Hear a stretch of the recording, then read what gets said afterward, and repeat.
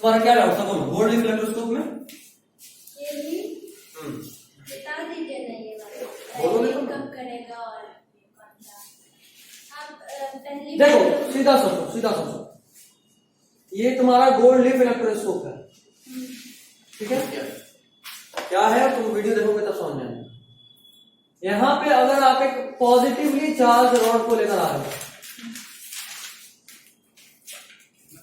अगर ये positively charge से पूछ लो, लिखिए, अगर ये पॉजिटिवली चार्ज यहां टच हो जाएगा, अगर यहां टच होगा तो जाहिर सी बात है ये पॉजिटिव यहां भी आ जाएगा, तो यहां पॉजिटिव पूरे में पॉजिटिव फैल जाएगा, और अगर पूरे में पॉजिटिव होगा तो ये एक दूसरे को रिपल्सन करेगा और एक्सपेंशन होगा, ठीक है। अच्छा ये वाला इस बार अभी टच कराए हैं तब ये हुआ है। अगर हम बोल रहे हैं कि हम टच नहीं कराए हैं, सिर्फ टच हो गया, रगड़ने के लिए क्या टच नहीं होगा, तो फिर टच होगा ही होगा।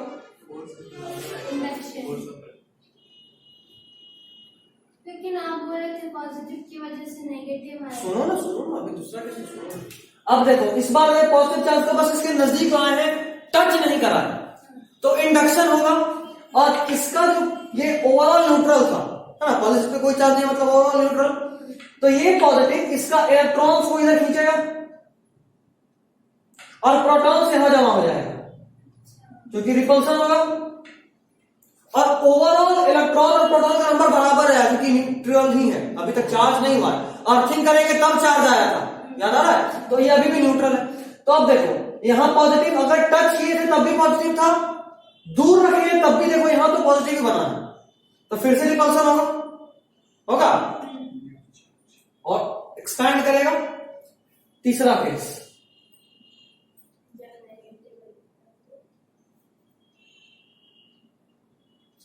ये पहले से चार्ज है, मान लो पॉजिटिवली चार्ज है पहले से, या पहले से नेगेटिव, तुम कुछ भी ले लो, ये पहले से पॉजिटिवली चार्ज था, ठीक है।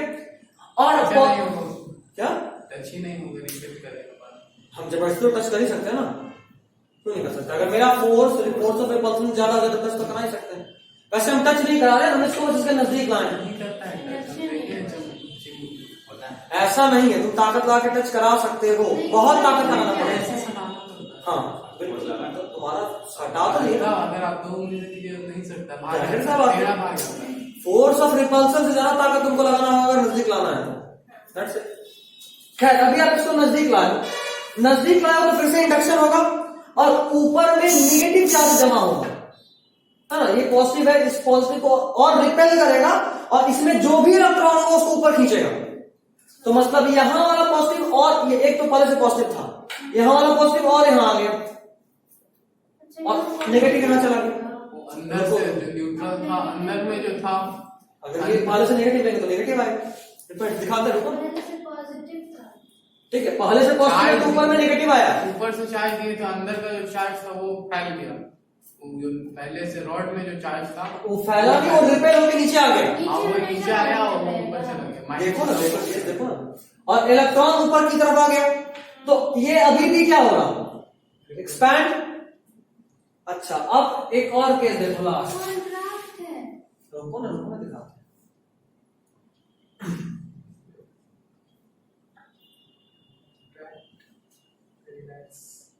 ये पॉजिटिव है, उसमें कॉन्ट्रैक्ट कब हुआ होगा ना, ये दोनों ऑपोजिट होगा, टच कराए होंगे।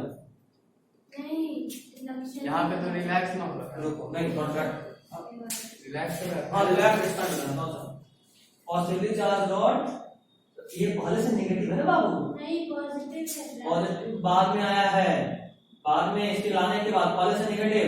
आप वीडियो देखिए, अगर ऐसा होगा तो देखो देखिए हम ब्लैक से क्वेश्चन मतलब पहले से ही देखिए, आप पॉजिटिवली चार्ज और पॉजिटिव लाए तो नीचे में नेगेटिव तो आएगा, सही बात है, नहीं नीचे में नेगेटिव नीचे पॉजिटिव आएगा, नीचे पॉजिटिव आएगा, यही वाला तो है, यही वाला केस है। तो ये तो डायरेक्ट, अगर तुम जो क्वेश्चन बोल रहे हो अगर पहले से पॉजिटिव था तो बिल्कुल वो उल्टा होगा। तो इसमें गलत, अगर पहले से वहां लिखे हुए कि पॉजिटिव तो गलत है, ये वाला होगा, ये गलत है, ये सही। अगला देखो, ये पहले से नेगेटिव था, ठीक है। अब देखो जैसे ही पॉजिटिव चार्ज को यहां लाए, सर अभी इंडक्शन भी करा रहे हैं, हटाए नहीं है, इंड्यूस कराएंगे तो ऊपर में और नेगेटिव आएगा, खिंचाएगा, मतलब जो भी यहाँ नेगेटिव था वो भी ऊपर की तरफ शिफ्ट होगा और यहाँ पे कुछ पॉजिटिव आएगा। फिर यहाँ पे पॉजिटिव और नेगेटिव। सुनो सुनो सुनो, कुछ पॉजिटिव आएगा। रॉड का ना, नहीं, इसमें जो पहले से नेगेटिव था तो इलेक्ट्रॉन ऊपर चला गया और कुछ प्रोटॉन ऊपर की तरफ, नीचे की तरफ आएगा। लेकिन नेट चूंकि पहले से नेगेटिव था तो नेट अभी भी नेगेटिव ही रहेगा, डोमिनेटिंग। नेट अभी भी नेगेटिव ही रहेगा, डोमिनेटिंग। लेकिन पहले ज्यादा नेगेटिव था, अब कुछ प्रोटॉन यहां नीचे की तरफ जमा हो गया तो नेगेटिव थोड़ा कम हो गया। तो पहले इतना रिपल्सन में था, अब चूंकि थोड़ा नेगेटिव कम हो गया तो इतना पे आएगा, तो क्या होगा? कॉन्ट्रैक्ट। इस बार क्यों डायरेक्ट करेगा? हाँ, आप यहाँ लिखे हैं, डायरेक्ट। आप वीडियो देखे, यही तो बहुत कंफ्यूजन था मेरा। अच्छा एक काम करते हैं, आज रहने देते हैं, अगला दिन हम वीडियो एक बार फिर से देख के आएंगे, क्या बताएं, क्या सोच के वहां बोले तब रिलेट कर देंगे। देख लीजिए आप। नहीं देख नहीं लेंगे, YouTube ना ना, तू जो चाह रहा है वो होगा, नहीं देखा है तो आज दोनों ही उल्टा आज तो भुगतना है, आज कोई नहीं बचाएगा। अगर हम देखेंगे भी तो फिर एक दिन हमको फिर से मतलब नहीं देखना पड़ेगा, आप फिर से यहाँ पढ़ाइएगा वही बात। ना ये कब बोले पढ़ाएंगे, तो बस उसको क्लियर करेंगे डाउट। एक ही क्वेश्चन तो है, तो हम वहाँ एक क्वेश्चन लिखो, देख के आएंगे। क्वेश्चन कुछ करा थे लास्ट में जो यार, नहीं लिखो question. There are two charges, मेरा दो, हैंड राइटिंग देख लो, उसके बाद सोचो तुम कैसा लिखते हो, बड़ा या छोटा, उससे उस हिसाब से अपना पेज छोड़ लो। ये ऐसे ऐसे चलो लिखो, there are two charges plus 2 microcoulomb and minus 3 microcoulomb. Two charges plus 2 microcoulomb and minus 3 microcoulomb, दो चार्जेस है। The ratio of forces and minus 3 microcoulomb. There are two charges plus 2 microcoulomb and minus 3 microcoulomb.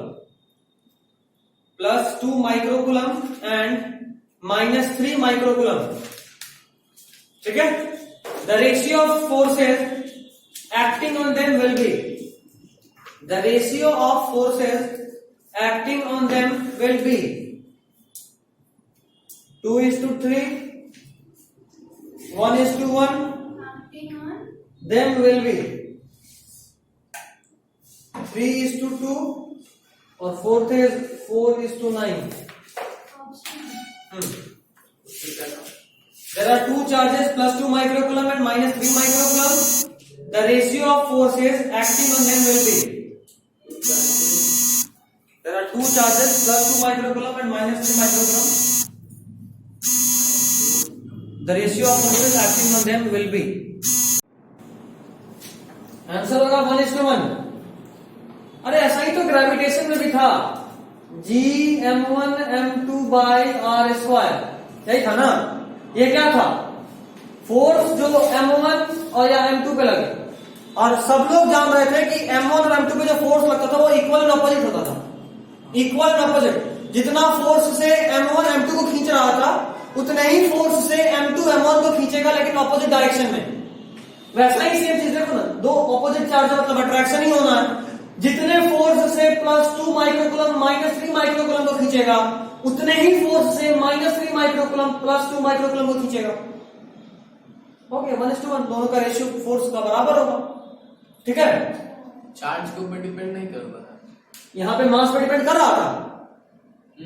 कहां कर रहा था? Same mass नहीं रहेगा तो depend करेगा नहीं। तुम्हारे और मेरे बीच में जो ग्रेविटेशन का फोर्स है, जितने फोर्स से हम तुमको खींच रहे होंगे उतने ही फोर्स से तुम हमको खींच रहे होगे, इक्वल एंड ऑपोजिट। मास पे डिपेंड नहीं करता, प्रोडक्ट ऑफ मास पे डिपेंड करता है फोर्स। प्रोडक्ट, दोनों का प्रोडक्ट तो हमेशा ही कांस्टेंट रहेगा, तेरा 20 किलो मेरा 10 किलो, तो मतलब प्रोडक्ट मतलब 200 तो फिक्स है ना, 20 × 10 करें या 10 × 20 करें, समझे? प्रोडक्ट है ना, m1 × m2, q1 × q2। Charge के इसमें फॉर्मूला होता है k q1 q2/r², सेम उसी फॉर्म में। वही तो हम भी कर रहे थे, लेकिन हमको चार की मिल कहाँ रहा था, हम नहीं निकाल पा रहे। q1 ये है, q2 ये। हाँ हाँ तो एक तो निकल गया, हाँ हमको रेशियो निकालना था, इसीलिए हम बात बताओ, फिर डिवाइड कर रहे थे फोर्स ये जो फॉर्मूला लगा है, force on 2 microcoulomb due to 3 microcoulomb, ठीक, और यही होगा is equal to minus of force due to 3 microcoulomb on 2 microcoulomb. Equal and opposite होता है फोर्स, न्यूटन थर्ड लॉ हर जगह फॉलो होता है। जितने फोर्स से हम तुमको खींचेंगे उतने फोर्स से तुम हमको खींचोगे, जितने फोर्स से +2 -3 को खींचेगा उतने ही फोर्स से -3 +2 को खींचेगा, बस डायरेक्शन ऑपोजिट होगा, ठीक है। नहीं बात तो अभी से याद रखेंगे, इक्वल एंड ऑपोजिट होता है फोर्स, ओके। चलिए क्वेश्चन के फॉर्म में ज्यादा याद रहेगा।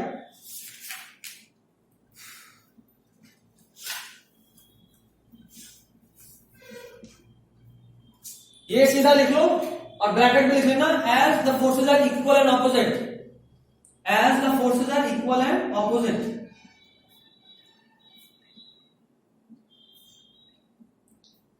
बहुत गलत चीज तुम लोग वीडियो नहीं देखते, ऐसे ही फिजिक्स स्लो था उसको और स्लो करा रहे हैं।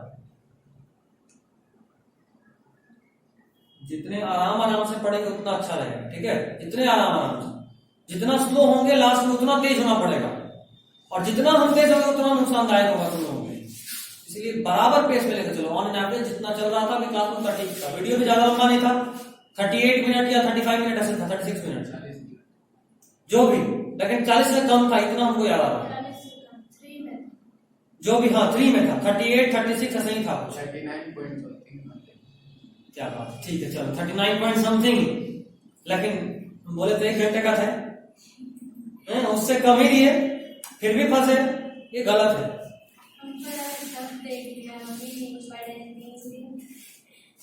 जमा नहीं करना है, कभी भी जमा नहीं करना है। 8 कैसे, क्या 8 कैसे किया? खाली तुम ही लोग है, बहुत लोग है जो यूं भी पढ़ लेता है, तुम लोग तो इतना बोल रहे तब नहीं पढ़ रहा है, बाकी लोग तो बोले ही पढ़ ले रहा है, दैट्स इट। जबकि कोई हम टैग वैग नहीं करते हैं, सीधा बस इलेक्ट्रोस्टैट 1 इलेक्ट्रोस्टैट 2 करके लिखते हैं, कहीं ये भी नहीं लिखते कि क्या क्या उसमें पढ़ना है।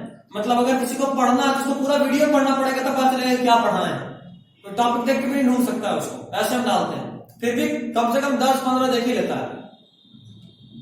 तुम लोग पीछे हो सब कुछ मिलने के बावजूद, बाकी लोग कमी में भी काम करता है। क्या कौन है वो 10 लोग जो हमसे कभी न कभी कहीं ना कहीं पढ़ा हुआ, और कौन जानेगा मेरे बारे में, पहले पुस्तक तो लगाते नहीं।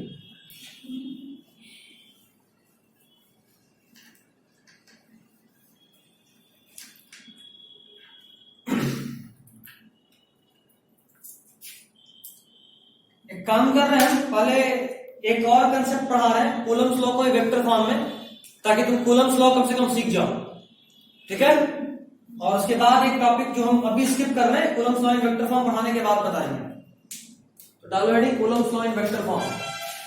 जैसे ग्रेविटेशन में था, है ना, ग्रेविटेशन में किसका लॉ था, न्यूटन्स लॉ ऑफ ग्रेविटेशन, तो Newton's law in vector form पढ़े थे, वैसे ही पढ़ना है। अभी दिखा रहे हैं R2 - R1। हाँ कूलम्स लॉ इन वेक्टर के फॉर्म। कूलम्ब लॉ है क्या भाई, F = K Q1 Q2 by R²। ये F on charge 1 due to charge 2, 1 2 का मतलब क्या, force on charge 1 due to charge 2। ये क्या है, force on charge 1 due to charge 2, मतलब दो चार्ज, इधर है Q1 इधर है Q2, दोनों के बीच का दूरी R है, तो ये Q1 और Q2 के बीच में जो फोर्स ऑफ अट्रैक्शन या रिपल्सन लग रहा होगा उसका ये फॉर्मूला है। अब देखो तो अगर मान लो दोनों पॉजिटिव है तो क्या होगा, रिपल्सन या अट्रैक्शन, रिपल्सन, दोनों नेगेटिव तो एक पॉजिटिव एक नेगेटिव तो एक नेगेटिव दूसरा पॉजिटिव तो, समझ रहे हो।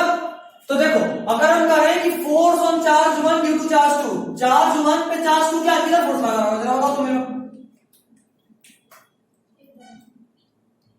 इधर लग रहा होगा फोर्स ऑन 1 ड्यू टू 2। उसी तरह force on Q due to 1 इधर लग रहा होगा 2 पे फोर्स 1 की वजह से। इधर अगर दोनों पॉजिटिव ले रहे हैं तो डायरेक्शन से भी मतलब नहीं है कि हम लोग सिंपल बताएं कि फोर्स जो लग रहा होगा उसका वैल्यू कितना है। तो कितना है K, जो कि कांस्टेंट है Q1 Q2 by R square. K का वैल्यू वापस से लिख दे रहे हैं 9 इंटू 10 का पावर 9। K का वैल्यू 9 इंटू 10 का पावर 9। लास्ट वीडियो में डिटेल में इसको पे बात की है, तो अभी जरा डिटेल यूनिटी से मिल जाए, बस वैल्यू बता दी, ठीक है। K का एक और वैल्यू होता है 1/4 pi epsilon not epsilon r। ये K का एक्चुअल मतलब होता है। K कांस्टेंट है, जैसे देखो ग्रेविटेशन में देखे थे ना, G is directly proportional to m1 m2, G is inversely proportional to 1 by r square, मतलब G is directly proportional to m1 m2 by r square। उसके बाद जब प्रोपोर्शनलिटी का साइन आया तो इक्वल टू दिए थे, तो यहाँ पे कांस्टेंट लगाए थे जिसको बोले F रहेगा F। ये सब रफ है, तो इसको बोले G universal gravitational constant m1 m2 by r square. तो ये ग्रेविटेशन का फॉर्मूला बना था। एग्जैक्टली वैसे ही ऐसे बोल सकते हैं force directly proportional to Q1 Q2, force inversely proportional to 1 by r square, force directly to Q1 Q2 by r square. और जब इस इक्वल टू प्रोपोर्शनलिटी के साइन को हटाएंगे तो force is equal to K Q1 Q2 by r square आता है। K क्या है? यूनिवर्सल चार्ज कांस्टेंट, ठीक है। तो क्या आ गया? अब K का एक्चुअल मतलब होता है ये 1/4 pi epsilon not epsilon r। इसको एप्सिलॉन नॉट पढ़ते हैं। इसका एक वैल्यू होता है, क्या होता है? 8.85। आगे बोलो।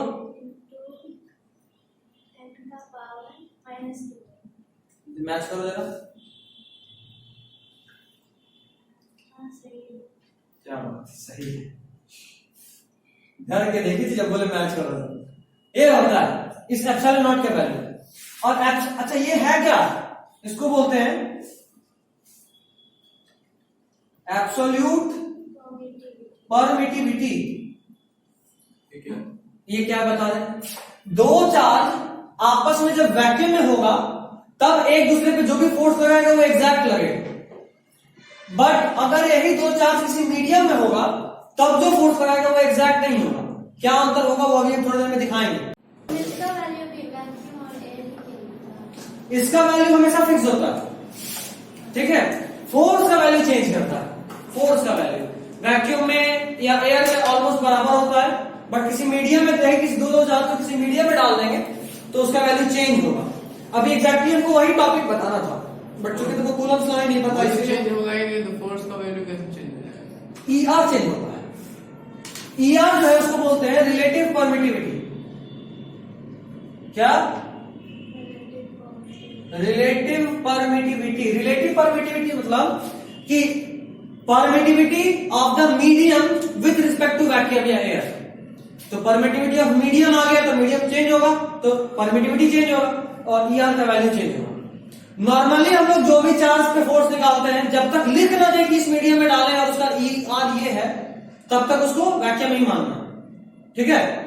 और ER चूंकि रिलेटिव है ना, permittivity in any medium by permittivity in vacuum, ये लास्ट लेक्चर में बहुत अच्छे से बताए हैं तो वहां देखना।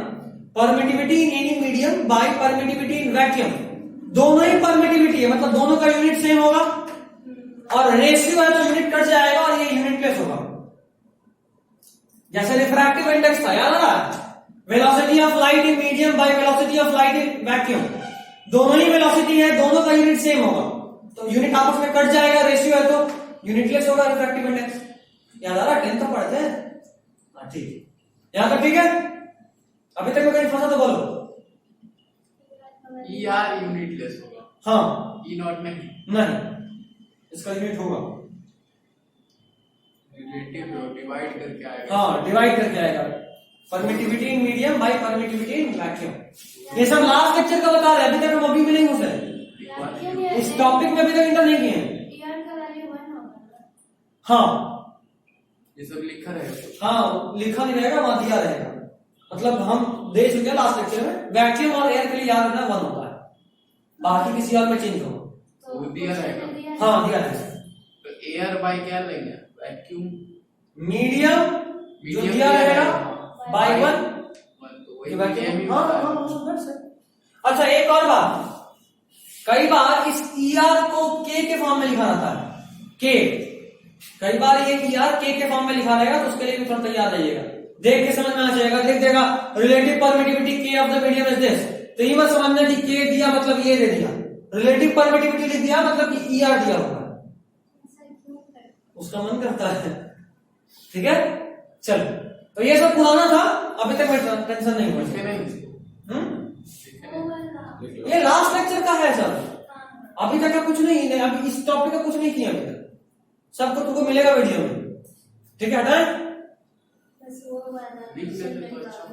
नहीं, सीक्वेंस नहीं रहेगा ना, एक बीच में लिखोगे तो और दिक्कत होगा।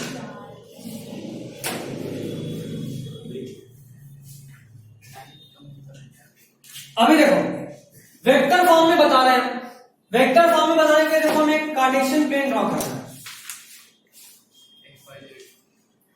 एक्स वाई और जेड। इसमें 2 चार्ज है, Q1, दूसरा चार्ज Q2। ये ऑरिजिन है, ऑरिजिन से इसका डिस्टेंस R1 और ऑरिजिन से इसका डिस्टेंस R2। ठीक है, बोर्ड देखना, बोर्ड देखना। स्केलर क्वांटिटी कौन सा? पहला लेक्चर में क्या बताया? वो चार्ज था, ये फोर्स है, फोर्स कब से स्केलर हो गया? फोर्स निकाल रहा है F = K Q1 Q2 by R²। ठीक है, अच्छा, और इस डिस्टेंस को बोल रहे हैं, मतलब Q1 और Q2 के बीच का डिस्टेंस को बोल रहे हैं R। क्या बोल रहे हैं? R। R1 जो है वो Q1 का ऑरिजिन से डिस्टेंस, R2 Q2 का ऑरिजिन से डिस्टेंस, और R Q1 और Q2 के बीच का डिस्टेंस। अगर वेक्टर फॉर्म में देखें तो साफ साफ समझ में आ रहा है कि R1 plus R is equal to R2, ये प्लस ये इज इक्वल टू ये, मतलब अगर हम वेक्टर R निकालना चाहे तो क्या होगा? R2 माइनस R1 होगा। चलो कोई, अब देखो हमको फोर्स चाहिए, फोर्स चार्ज 1 चार्ज 2 के वजह से, force on charge 1 due to charge 2, तो क्या लिखेंगे? K Q1 Q2 by distance between the charge क्या है? R का स्क्वायर। ये फोर्स बताए। अब चूंकि हम वेक्टर फॉर्म में इसको बोलना चाह रहे हैं तो हमको इसका डायरेक्शन भी बताना होगा, तो क्या बोलेंगे डायरेक्शन? जरा देखो तो, एक काम करते हैं, ऐसे इसको थोड़ा इलोंगेट कर देते हैं, इसको बोल रहे हैं A, इसको बोल रहे हैं B।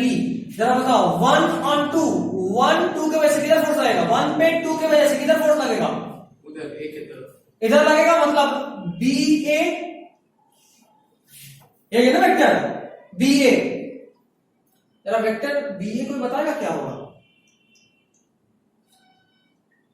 जो भी, अगर यही वेक्टर तो है, R ही तो है, R ही है ना। अच्छा, R को ऐसे लिख सकते हैं, अगर हम सॉरी ये तो डायरेक्शन बताता ना, तो हम R कैप बोल रहे हैं, R कैप, ये डायरेक्शन R कैप क्या?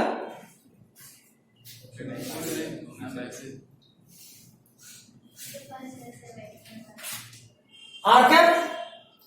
अच्छा, किसी भी यूनिट वेक्टर को कैसे डिफाइन करते हैं?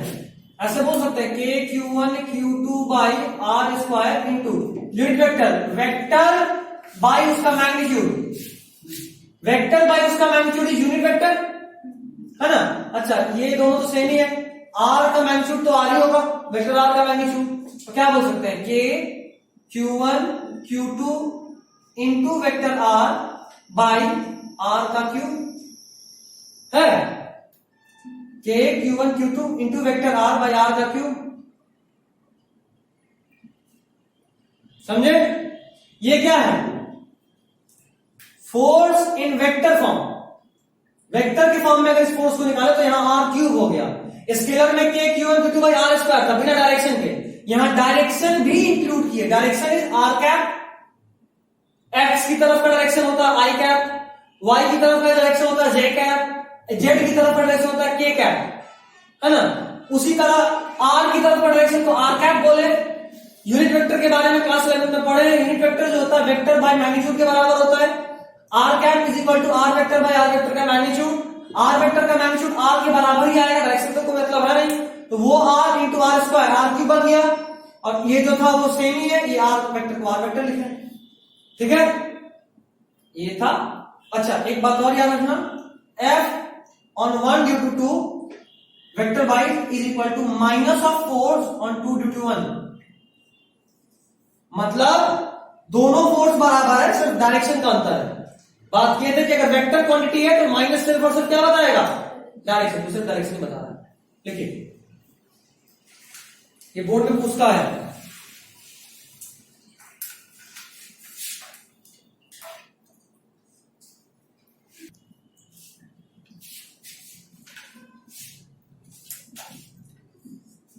Coulomb's law in two charges, in between two charges in a medium of dielectric constant K। जरा बताइए सर हम क्या लिखे हैं, डाइलेक्ट्रिक कांस्टेंट मतलब वही ई ER। बिल्कुल, ER का एक और नाम डाइलेक्ट्रिक कांस्टेंट भी होता है, याद रखिएगा, ठीक है। ऐसे तो लास्ट सेक्शन में सब बताएगा। देखो अभी तो पता है, अभी बस डाइलेक्ट्रिक कांस्टेंट हम यूज नहीं किए थे। K लिखे थे, हाँ ये लिखे थे। देखो ये दो चार्ज है, दोनों के बीच का डिस्टेंस r है, और इन दोनों के ऊपर हम फोर्स बोल रहे हैं। वेक्टर स्केलर में बात करेंगे, स्केलर में, तो फोर्स ऑन 1 ड्यू टू 2 क्या होगा, k q1 q2 by are square, ठीक है। अब क्या कर रहे हैं कि वही दो चार्ज है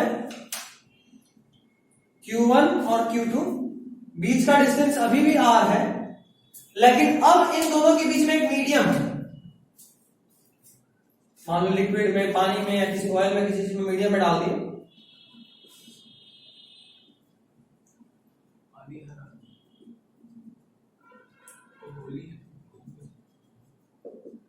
ठीक है, एक मीडियम में डाल दिए, और इसका डाइलेक्ट्रिक कांस्टेंट ER कितना दिए हैं, इसका ER दिए हैं K के बराबर, ठीक है। तो देखो हम एक तुमको कंपैरिजन करके दिखाएंगे कि पहले जो फोर्स F ये था, डाइलेक्ट्रिक कांस्टेंट में डालने के बाद सेम चार्ज सेम डिस्टेंस में हो तो फोर्स पे क्या फर्क पड़ता है वो, ठीक है। कुछ कम हो जाए, क्या होगा देखते हैं ना। देखो force on 1 due to 2, K का फॉर्मूला क्या होता है, 1/4 pi epsilon naught into epsilon r, पता है ना। यहां पे K क्या होगा, 1/4 पाई एप्सिलॉन नॉट, क्योंकि ER का वैल्यू यहां क्या होगा, अगर ये है तो 1, बट यहां पे लिखेंगे तो लिखेंगे K बाई एप्सिलॉन r लिखेंगे। अगर इस K को लिख रहे हैं तो लिखेंगे K बाई एप्सिलॉन r। या एक काम करते हैं, छोड़ो इसको भी ऐसे कर देते हैं, K अलग ना था, रुको रुको रुको, हम जान रहे थे इसीलिए कर देते इसको, Q कीजिए उसको, बड़का Q। अभी ठीक है।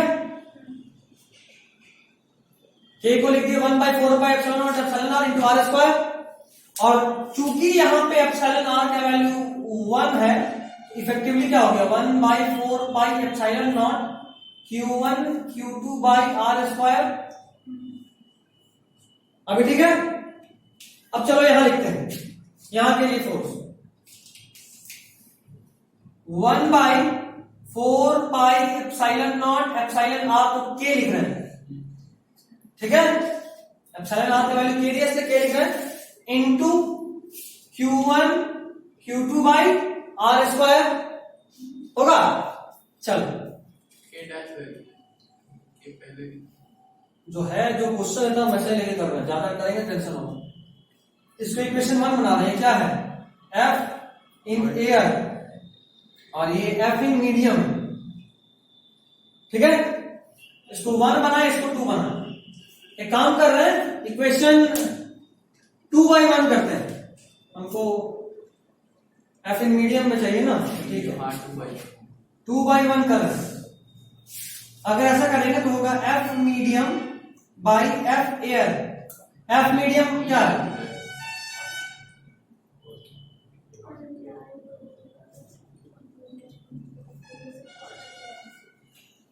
ये वाला क्या है?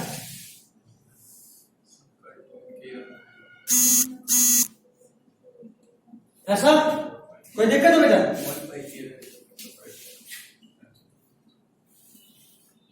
मतलब क्या बचा? 1/k। मतलब इसको ऐसे लिख सकते हैं, इसको ऐसे लिख सकते हैं, F medium is equal to F air by के।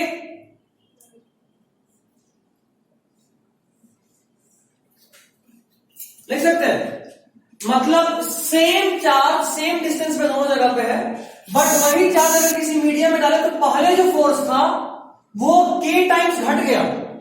देख रहे हो, k टाइम्स 1/k टाइम्स हो गया, मतलब k टाइम्स घटा, कम हो गया।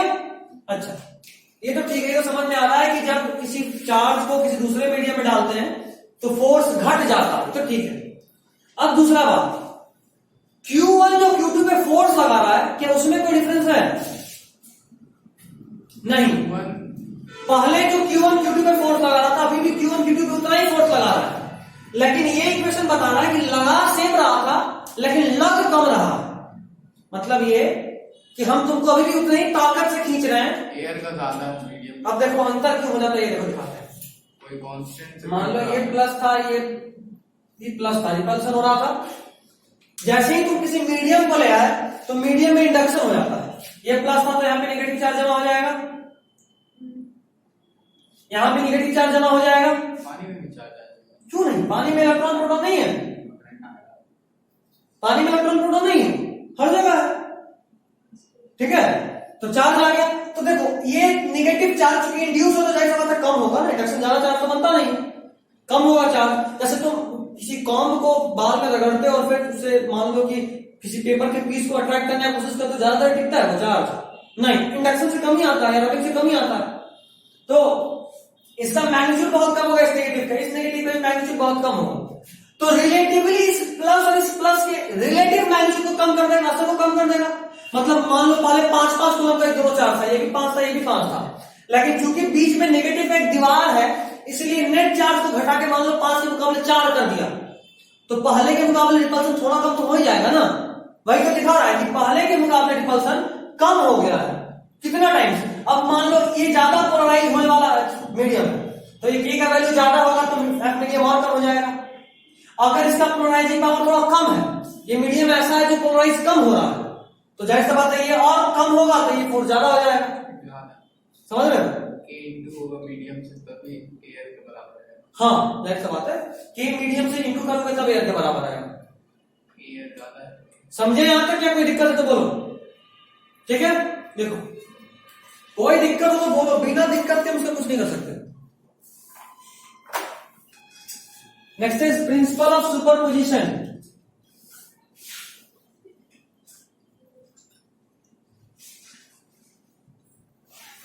प्रिंसिपल ऑफ सुपरपोजिशन ठीक जैसे ग्रेविटेशन में आप पढ़े थे 11th में, वैसा ही कोई भी मीडियम एयर से मतलब फोर्स उसमें ज्यादा, हाँ कम ही होगा, कम ही होगा। इधर x हो गया, इधर y हो गया, इधर z हो गया। मान लो बहुत सारा चार्ज है, Q1 Q2 Q3 Q4 Q5, ठीक है। ये ऑरिजिन और सबका डिस्टेंस ले लेते हैं। ये मान लो R1 है, Q2 का ऑरिजिन डिस्टेंस R2 है, Q4 से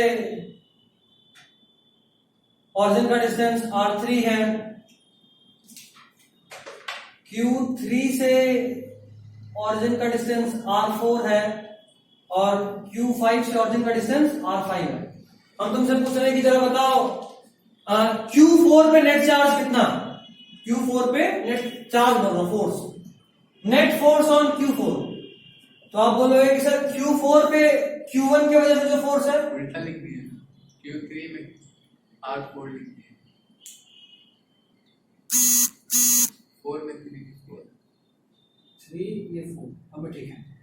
ठीक है, तो हम पूछ रहे हैं Q4 पे जो नेट चार्ज नेट फोर्स लग रहा है वो Q on 4 due to 3 plus Q force on Q4 due to 2 plus force on Q4 due to 1। मतलब यूं समझो ना कि इस पे जो फोर्स हम पूछे इस पे फोर्स नेट फोर्स कितना लग रहा है, तो आप बोलोगे सर Q1 की वजह से जो फोर्स लग रहा है, Q2 की वजह से जो फोर्स लग रहा है, Q3 की वजह से जो फोर्स लग रहा है, Q5 की वजह से जो फोर्स लग रहा है, सबका रिजल्टेंट है। ठीक है, प्रिंसिपल ऑफ सुपरपोजिशन यही बोलता है कि नेट फोर्स जो किसी चार्ज पे लग रहा है, नेट फोर्स जो किसी चार्ज पे लग रहा है वो बाकी सारे चार्ज की वजह से उस पर जो फोर्स लग रहा है उसका रिजल्टेंट वेक्टर सम। ठीक है, Q4 पे जो फोर्स लग रहा है Q2 की वजह से नीचे लग रहा होगा, Q4 पे जो फोर्स Q3 की वजह से लग रहा है वो इधर लग रहा होगा, Q4 पे जो फोर्स Q5 की वजह से है वो इधर लग रहा होगा, और Q4 पे जो फोर्स Q1 की वजह से वो इधर होगा। बट नेट जो फोर्स होगा वो इन सब का वेक्टर सम होगा। इसको बोलते हैं प्रिंसिपल ऑफ सुपरपोजिशन। लिख लो, ज्यादा कुछ नहीं, बस इतना याद रखना है कि नेट फोर्स सबका सम होता है, वेक्टर सम होता है।